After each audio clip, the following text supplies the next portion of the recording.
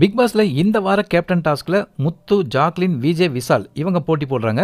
அதுல விஜே விஷால் போட்டியில வெற்றி பெற்று இந்த வார கேப்டனா பொறுப்பேற்று இருக்காரு. எவிக்ஷன்ல தர்சிகா கூட ஹாட் சீட்ல உட்கார வச்சு கடைசியா சேவ் ஆனதால எப்படியாவது இந்த வாரம் கேப்டன் ஆகி நாமினேஷன்ல தவிர்க்கணும் அப்படின்னு சொல்லி நினைச்சு விளையாடி கடைசியில கேப்டனாவும் மாறிட்டாரு விஜே விஷால். இந்த வார நாமினேஷன்ல நம்ம முன்னவே கணிச்ச மாதிரி கேப்டன் விஜே விஷால், ஜெஃப்ரி தவிர மற்ற எல்லாருமே நாமினேஷனுக்கு வந்திருக்காங்க. அதுக்கு காரணம் இந்த வாரம் மிட்வீக் எவிக்ஷனுக்கு வாய்ப்புகள் அதிகமா இருக்கு.